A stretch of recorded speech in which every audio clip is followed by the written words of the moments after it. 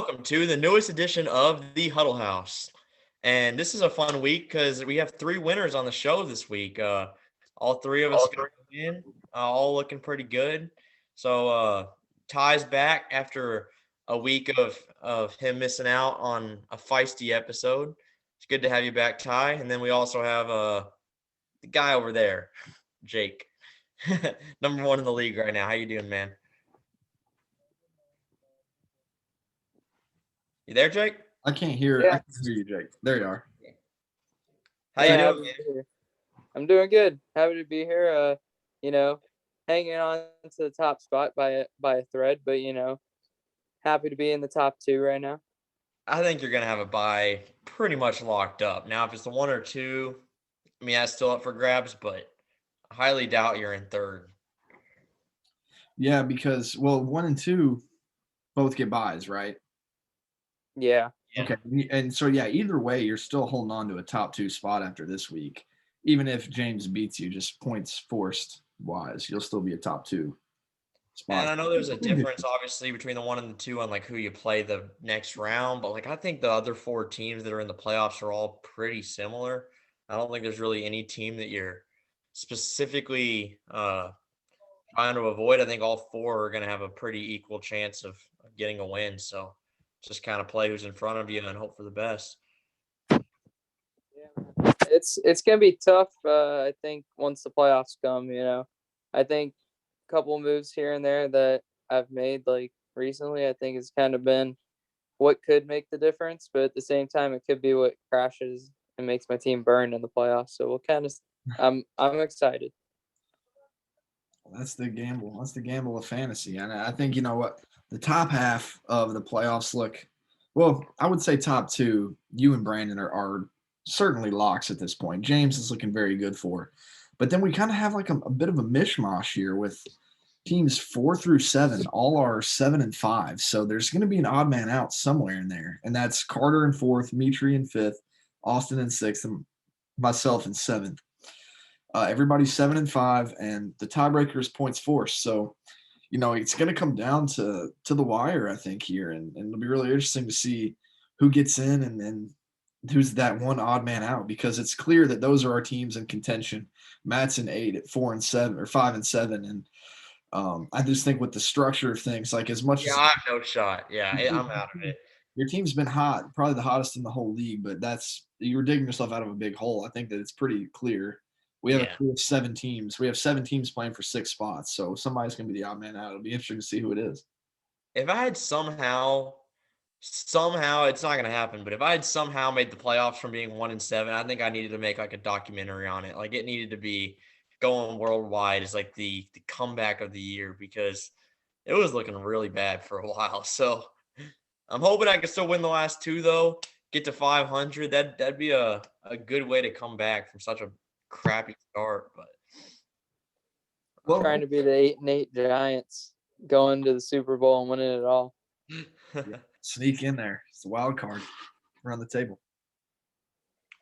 So Ty, I'm curious how you're feeling about it. Like, I mean, I know you just sort of stated the situation, but are you optimistic, nervous? How do you feel about your last 2 opponents and your chances of winning those games? Well, I'm extremely nervous because I'm in 7th right now, which means I have the least amount of points forced. So as far as tiebreaker goes, I'm kind of in a tough spot there. My main competition, I think, is Austin. I think I'm competing with him for that 6th spot because he only has 4 points forced more than me.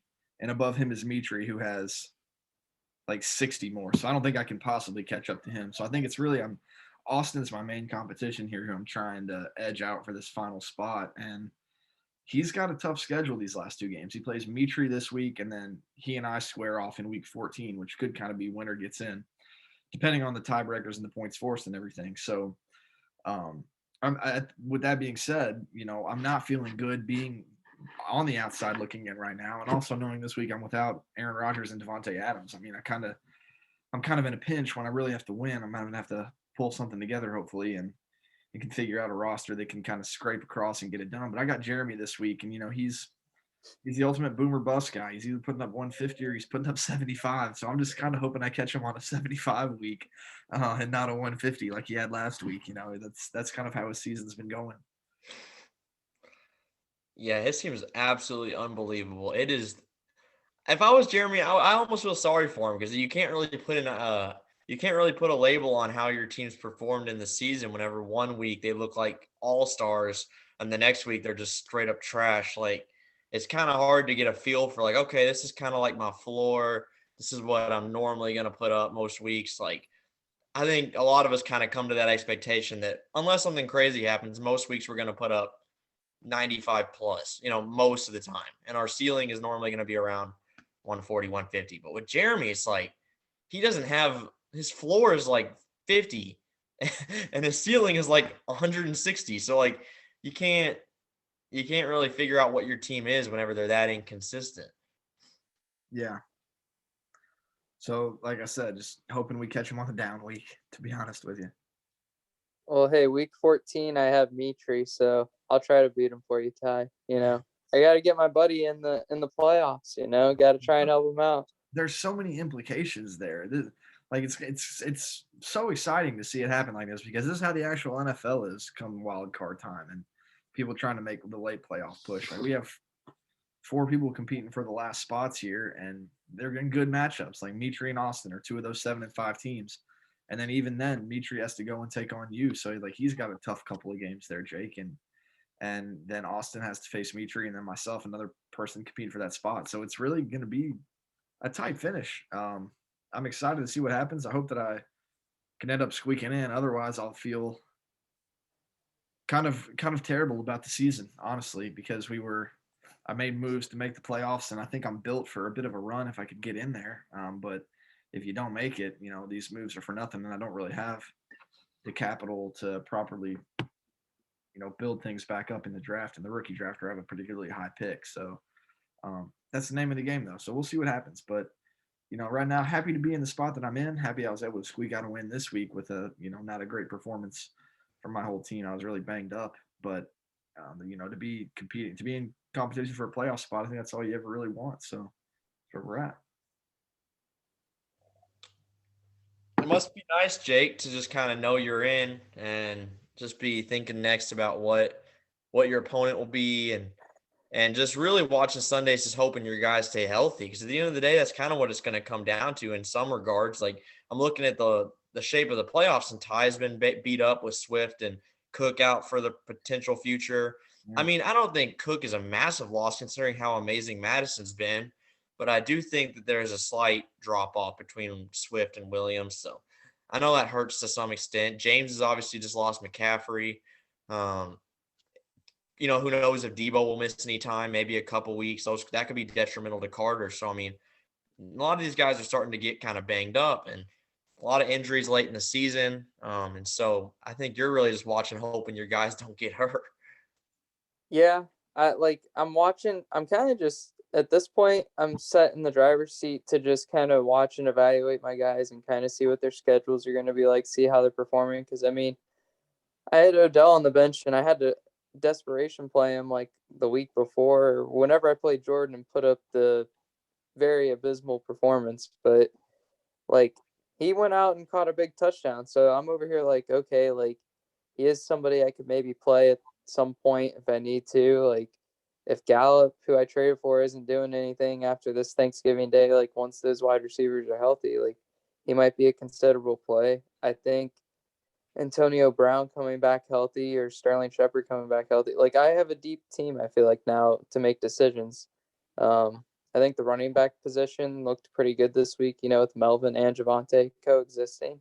So I think I'm going to put up a solid number each week that's more consistent, but I may not have that boom performance, that Kareem Hunt was giving me. But it's worth the risk, I think, to have a safe, consistent number going over the hundreds rather than just like falling off a cliff where I put up like a 50 bomb on Jordan.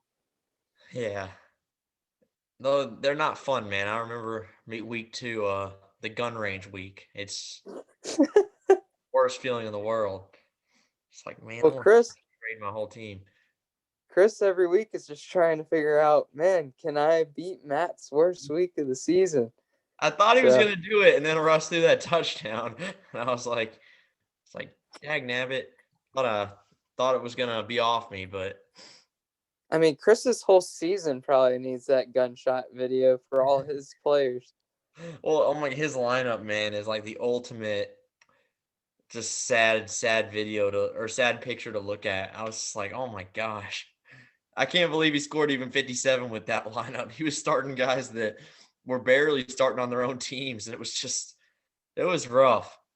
I mean, in his defense, his entire bench is on IR. Like, he has been so brutalized with injuries, and so I get it, but gosh, man, his I roster mean, is bad. talking about injuries, his best bud and James's wedding gift. Man, McCaffrey getting hurt, didn't even get a wedding present from Austin to win. Like, he's a married man, but is he going to be a playoff contender or a championship contender now? I don't know. The wedding gift of injuries does not help. Well, that's an interesting point you bring up, Jake, because I think his points for are less than everybody who's in the 7-5 battle. So if he loses this week to you, he could drop down there and be with us, like in that same rung as whoever wins out of these 7-5 people this week. So that could be an interesting position because then he could drop down into the 5 or 6 spot. So, and the thing is, his last week is not a gimme either. He plays Jordan, but Jordan should have a healthy Aaron Jones back, and probably a healthy Kyler back, and hopefully Alvin Kamara will be back. That's Jordan full strength has a pretty decent roster. He's just been so banged up that he's been starting Brandon Bolden, and you just can't really get anywhere with that. Yeah. And he's had to start Trevor, which Trevor's been terrible. So, like if Jordan at full strength is not a gimme win.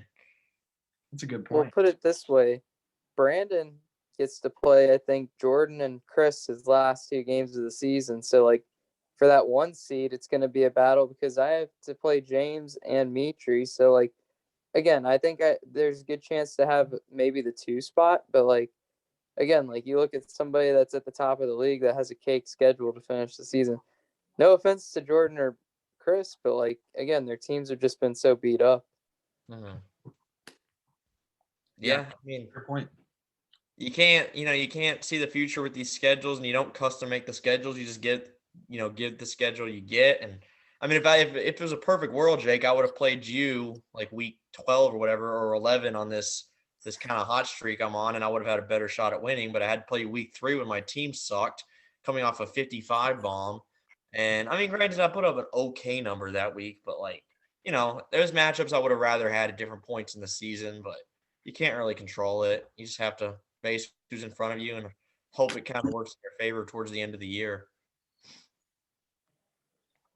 But I mean, Brandon's has a great team, and Brandon's been rolling over almost everybody. I mean, 2 of Brandon's losses, actually, maybe just one of them, but one of his losses he put up like 132 and lost. And then I think he had another week where the next week, I'm not sure if he lost that week. I think he pulled it out. Yes, he did pull it out like in the last second. I'm trying to remember what the situation was, but yeah, he put up like 140 that week and almost lost. Yeah, I might have caught him on a bad week because I was looking back through my schedule, and I think I beat him like 100 to 80 something. So I might have caught him on a really down week. It's weird. My season's been so weird. A lot of my losses have come to some of like the bottom teams in the league. Or what at the time where like Matt, you crushed me, Traigner beat me. That's a tough one. That like I went back and looked at it, and he beat me by 1 point, and I remember it because it was a week or 2 before I traded Michael Pittman, and it was I think that was that game. It was the Monday night game, and I just needed one more catch from Michael Pittman in the end. And I remember watching Carson Wentz like miss him on a throw. I forget they were playing the Monday. I think it was against the Ravens. It was the Ravens game. Yeah, I remember. I called you right afterwards, and you were like, "Thanks for reminding me." Yeah. Oh yeah. That was what it was. Because like I was sitting there watching. You called me like 2 minutes after the game, and you were like, "Man, that was a tough way for you to lose." So I was like, yeah, thanks. Yeah, I needed that reminder. That loss has hung with me, and it's a huge one because if that doesn't happen, I'm not in quite the same position I'm in now. But that's the name of the game. But I am thinking about that one. I will be thinking about that one for a while, probably. But Matt, I think we were going to try and talk about some of this content you created for us here this past week. I know. I feel like I've been doing some great work for the sake of the leagues and entertainment, and yet everyone says I'm the freaking worst. I feel like slighted to some extent. I mean, I put the numbers together. If I remember, like I looked at the numbers. I mentioned it to James the other day when we were walking around at SeaWorld, and I told him, I was like, you realize the margins of like who sends the most messages? I was like, you're not number one, James, and you're the commissioner who should have like more messages. You're over 200 messages above James in the league chat when I Wait, checked the other you day. can check that analytic? Yeah, you can like filter it. I forget where. I think it's like the settings or something, and you can filter it. I think I was down at like fourth. I think Marcus was above me, and you and James were above me. And then I think Carter and I were like right next to each other. Because Carter's been very involved in the chat, I've noticed a lot more. I think some of the banters with you, Barnes. Yeah. That's I mean, very I will say, like, it has been hyperactive on my end, but I think a lot of it's just due to boredom because here recently I've been on the job hunt. And I work quite a bit at that, but whenever I'm taking a break from it, I'm literally just chilling, watching TV, and, I'm looking at my fantasy app and checking things and, pop out a few messages. Plus, I like to argue. So I was sometimes, gonna say, that's what you like doing is the arguing. Don't just say like you're just innocently dropping messages in there. No, you're in there to argue. I'm in there to argue half the time. The other half, I do sometimes say things. I put out content. I make observations whenever someone gets hurt or has a bad week. Not necessarily with the intent of arguing every time, but I'm definitely not Well, afraid of it. we put a whole list out, and like you trash people's players, and then like you loved on like I looked like a lot of your own players more than everybody I did, else's. I did notice that about the trades too. Matt's trades were all in like the tier one. It seemed like. No, they weren't. Like Yeah, in my defense, what trades did I put two of my trades in the tier one? dude, Oh, three, and you're all a jerk to were massive Chris. trades. What? You don't think You're Dak for Waddle you're and Fields and Mooney is a massive trade? Like, yeah, it is. Like, for sure. CeeDee Lamb, one of like a top 5 dynasty receiver being moved in a deal for Stephon Diggs, and as good as Joe Mixon's been, like, you don't think that's a blockbuster? Like, I don't like I don't think the Waddle one's a blockbuster yet. Like a couple years down the line, yeah, but I think like that it's not trade because that trade that trade was like probably tier two if you ask me. no, it's not because of the my side. It's because of the fact that Dak Prescott has moved, and he's probably like a top 6 fantasy quarterback, top 6, top 7. Like he's an above average fantasy quarterback. You take a top 5 or 6 player at any position, and you move them in a trade, and it becomes pretty impactful. I will say, I think number one, I think I disagree with your. If we're talking about the trade list, I think I would definitely say that trade has favored Brandon. It's The definitely been in the short term. I mean, 100%. because that has put him in the driver's seat to win the whole thing this year. Mixon's been incredible ever since he got him. Yeah, he has. And Diggs hit a different tier. I mean, yeah, it has favored Brandon for sure in the short term, but like I wasn't in a position to think about the short term. And I'm not saying Mixon won't be good in the future. I'm just saying like Well, I don't just regret that imagine trade at all right now. Like at all. It does it suck a little bit seeing Mixon ball out this much to some extent, but like what is that going to change? I'm still gonna when I traded him, I was like 1-5. I still would have missed the playoffs. Like it wouldn't have made that big of a difference. well, what's your win streak right now? 4. You probably would have won like from that trade. Yeah, I think you would have won every game like because Joe Mixon has just been on a tear, and I think Diggs hasn't really been bad at all. He's been scoring touchdowns, so like I don't think you would have lost a single game. Maybe. But I mean, who in my defense, not very many people crawl out from 1-5, 1-6, and make the playoffs, especially with how good everybody else's teams have been. So I don't. I mean, I might have still made it, but I don't know. I mean, I know I won 1 or 2 weeks because of CD. Like there was one week where I think it was the Marcus week where CD dropped like 27, and I don't think Diggs did that good that week. So I might not have won that week, if CD doesn't pop off. So and I mean, and I like Mixon more than Dobbins to maybe by a little bit, but not by like a crazy wide margin for Dynasty. So I don't think that was like a massive downgrade. Plus, I got a first round pick. So I think like, and honestly, I think with number three, even if I'm still looking at this list, I think it's hard to say Mitri didn't win that trade because he only lost like one game since he traded for Dak. mean, that changed everything for him.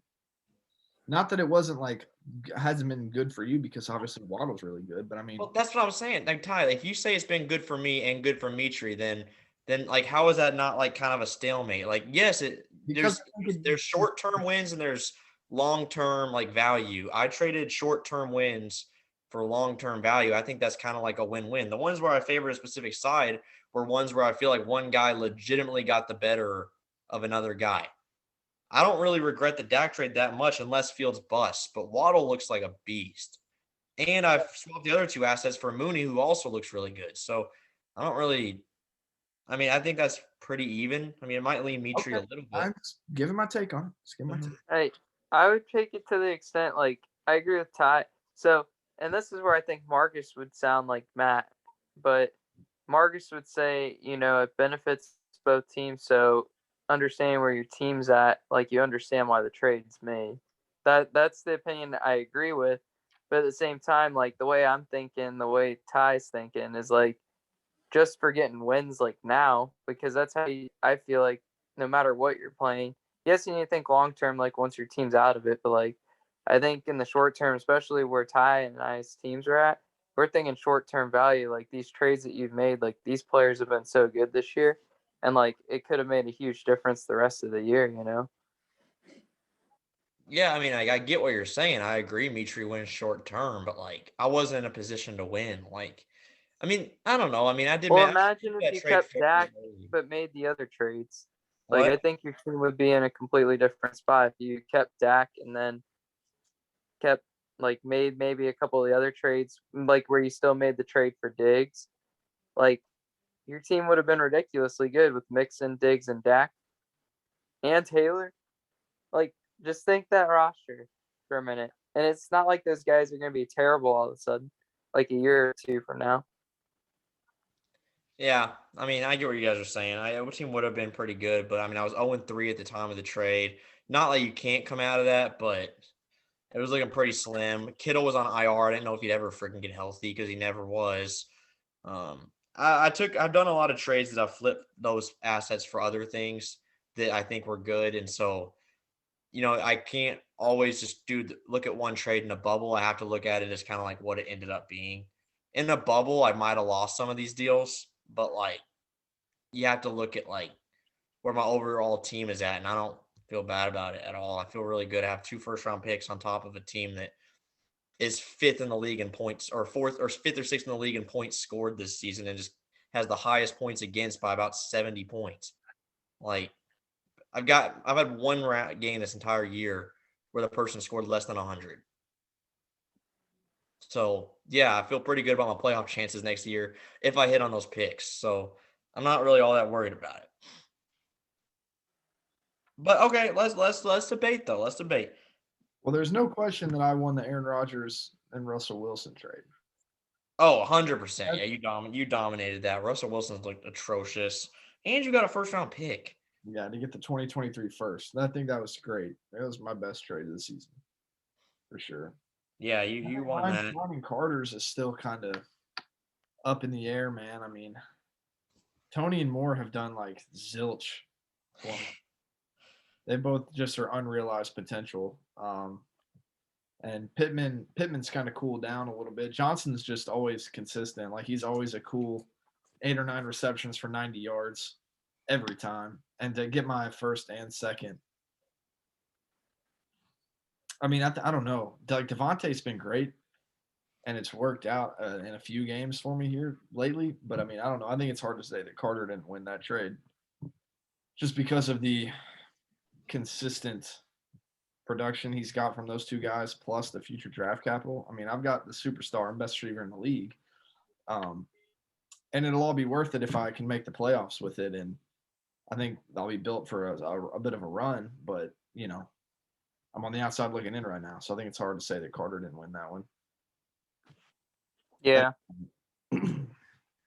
I agree with that. I mean, I think honestly, like that trade again, I think it's kind of similar to what I feel like I was doing. It's just a win now move, and like Carter with Debo being out now, though, having that depth is going to help him, I think, to still stay afloat. I mean, he put up like 150 or 140 this week. I mean, you take Debo out of the equation, maybe that's 20 points, like off of his score. Still putting up 120, even if he gets like a donut from someone. Like, that's still like again. I don't think he's missing the playoffs. If he misses the playoffs, I'd be shocked, and that's because Zeke maybe he's getting those the rest games or whatever. But Jerry Jones is saying he's having a full workload, so I think Carter's in good position, like going forward. Yeah. I put James still winning the Hopkins deal, even though actually in the short term, like in this year, Chris has won that trade in the short term because Hopkins has been out for almost the whole freaking time that James has had him, and Connor's looked amazing. So in the short term, like Chris has definitely won, but I was trying my best to rank these just kind of like, dynasty wise. I still think Hopkins is the best asset in the deal. I still don't value Devontae Parker at all. So like I kind of had to look at it in a vacuum rather than just short term impact. Still like that for James, even though it hasn't really worked out for him this season so far. And I actually put Lucas winning the Smith and the first round pick from me for Diggs in the third. Just as far as that trade alone. Now I know Diggs helped me get CD, but just for judging the trade based on the trade, Smith has looked great. That first round pick's probably going to be pick 6 or 7. Pretty good player. So I think he got great value for Diggs. Yeah. Yeah, it's rare to see like a young rookie wide receiver and a first round pick get sent in one side of a deal for an aging guy in Diggs, even if he is a superstar.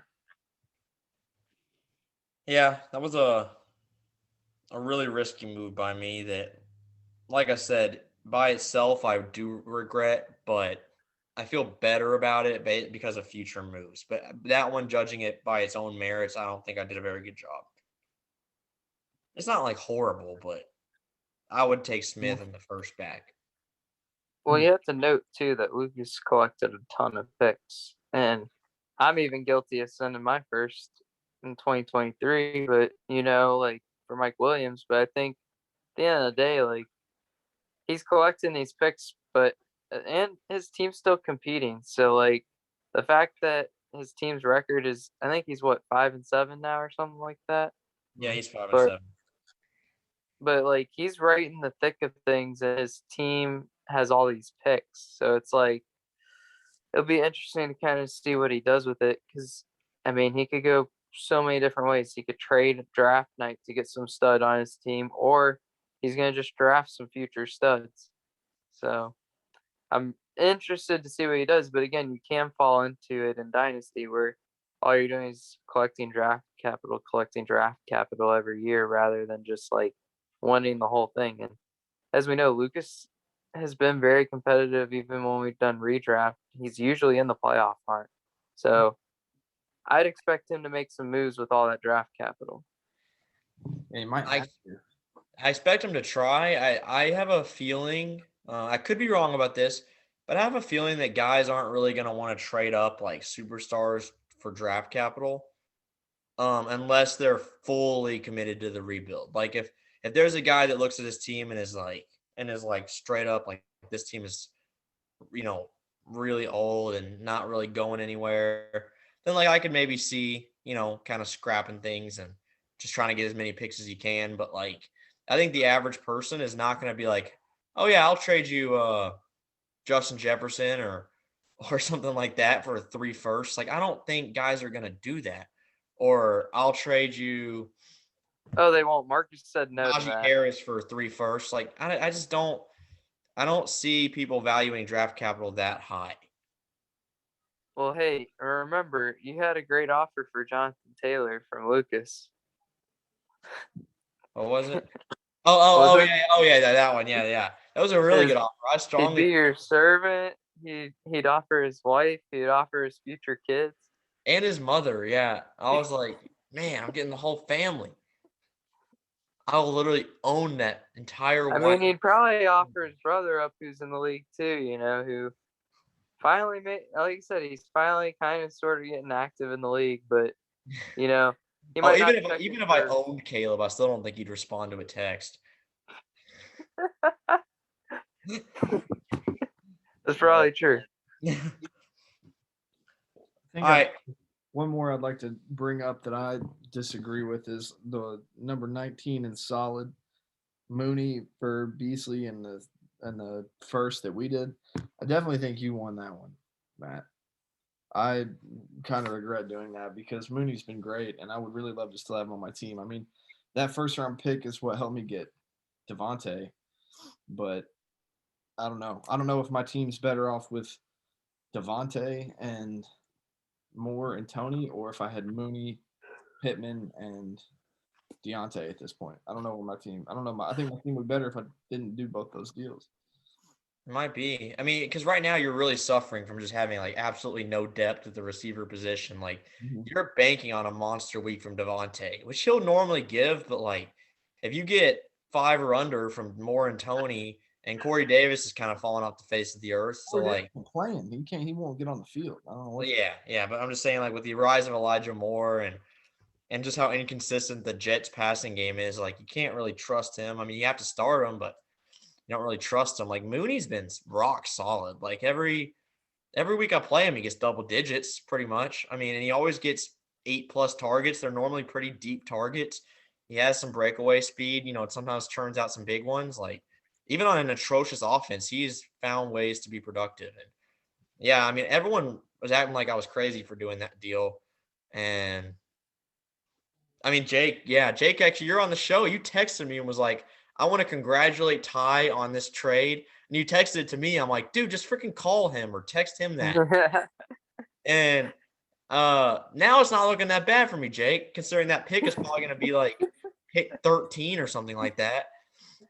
And Cole Beasley, who's probably one COVID diagnosis away from being out of the league.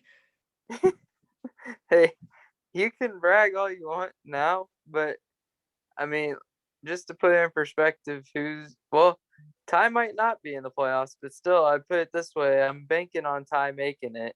So, if Ty makes the playoffs, I mean, I still think the trade's worth it because there was a week like right after he traded for Beasley where he put up like 20 something points for Ty. I don't know if he beat James or not, but I just remember Beasley putting up like 20 points in his lineup. But again, at the moment of the trade, and then after that week, you couldn't just be like thinking, "Oh man, you're gonna win the trade," because Mooney didn't really break out until like probably a few weeks ago. Where he actually started, like Fields started playing better, and Mooney started playing better because Fields played better. So yeah, and with Allen Robinson pretty much out of the picture, I mean that guy is literally like one hairline fracture from just being he's just kumbaya. He's ready to get out of Chicago, I think. I am looking back at just thinking about previous trade talks that didn't end up going through. And like literally the day of that I did the Mooney trade, like earlier in the day, I almost traded for Allen Robinson from Lucas, thinking the turnaround was coming. And I almost traded like Michael Thomas in my first. Like it would have been the biggest regret ever if I had done it. And thankfully I got cold feet and was like, no, I'm not gonna do it. I'm just gonna go after Mooney since he's gonna be a little bit cheaper. Yeah, because he wasn't wanting Mitri's first. He was wanting my first, which is going to end up being pretty early. And I was like, and I almost did it. And I was like, looking back at it, I'm like, thank goodness I did not do that. Because right now, I think Mooney's significantly more valuable than Allen Robinson. Yeah. Oh yeah. Yeah. So, and I got him for cheaper than Lucas was asking for Allen Robinson. So it worked out. But I mean, that's the fun about trading. You never really know if you win it or not until you get the trophy or until you get some sort of reward. Or if your name's James and you trade with Chris, you already won the trade. Even though, like we said before, like the current this year, like since that trade's happened, I mean, still DeAndre Hopkins, if he comes back at all, like for the playoff push and James is in there, like James has still won that trade. I'm prepared next offseason to see Kyle Pitts traded for Dallas Goedert and Kenny Golladay. and like a third round pick or something, just to sweeten it up, Just James will use the Matthew Barnes line. Oh, I'll throw in a third round pick, and that'll be the sweetener for the deal for you. What what I'd like to do before we end this thing with a few minutes left? We have 4 minutes, yeah. I'd like to hear you two, Jake, you already being pretty solidified in the playoffs, and Matt, you being out of it. How you think these 7 and 5, or what you think this final 6 list will be in the order it'll be in. Okay. I'm kind of in the throes of it, so I don't really want to offer an opinion on it or put anything out there in the universe that might jinx it. But I want to hear what you guys think, especially for this entanglement of 7 and 5 teams we have. I guess I'll start. I'll go 1 Brandon. Nothing against you, Jake. He has an easier remaining schedule. I think you'll definitely win one of these last 2, but there's the potential you lose one. I don't think Brandon loses either of his. So I think he snags 1. Jake will have 2. I'm gonna go Mitri at 3. I know he has a kind of tough remaining schedule, but I think he does fine with it. His team is balled out almost every week, and he had a bad fluky type week from guys like Cup. I think that'll recover. He'll put up high numbers and still win these weeks and be 3. I'll go Carter 4. Underhill. Actually, I don't know. These last 2 are tough. You have 5 and 6 left, and the team. I'll say you get in over Underhill simply because your schedule remaining is slightly easier. He has to play both playoff teams, like 2 playoff teams. So I'll go you 5, James 6. I think James loses one of his last 2, and you guys all finish with like the same record. Since his points total is the lowest, he'll end up getting the 6. So you have Brandon, Jake, Mitri, Carter, Ty, James, Austin. Austin's the odd man out in your scenario. It's close, man. It's close, and I could be completely wrong. I disagree with your list a little bit there, Matt. I think I'm gonna be confident in myself, and I'm gonna bank on me winning these next 2 weeks. So I'm just gonna be confident. I think yes, there's a possibility I could drop one of the games, probably week 14. I think against James this week it will be tough to lose because he's got no McCaffrey. Brandon definitely.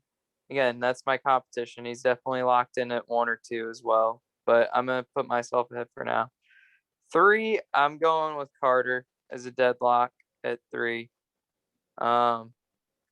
Just because I think James will drop a game one of these last 2 weeks. 4, I'm going to put James because I think he'll still win one. Even though his points 4 isn't as much, I think for some reason, I think kind of like Ty's point, like I think him and Austin kind of have a tough last 2 weeks. So I think that'll kind of change the standings a little bit. And then I think I'm going to put Mitri at 5. As much as I think like his team could fall off the rocker, I'm going to keep him at 5 just because I think he might snag that game for me. And then I will agree with the odd man out being Austin. Ty gets in the last spot. He at 6. So both of you all think Austin's the odd man out. Just because of schedule remaining. His team's good, and he's had some good breaks. Like now he's gonna have Chuba in his lineup. He's banking on. I mean, Mac Jones has been good, and so I mean he's been switching it up with his quarterback play a little bit. I've seen here and there. I mean, he's just a very sneaky team, and like again, I think it's very Jeremy-like. Yeah. All right. Well, we're down to 8 seconds, so it was a fun show. Have to end it soon, so I'll see you guys later. Good show, fellas.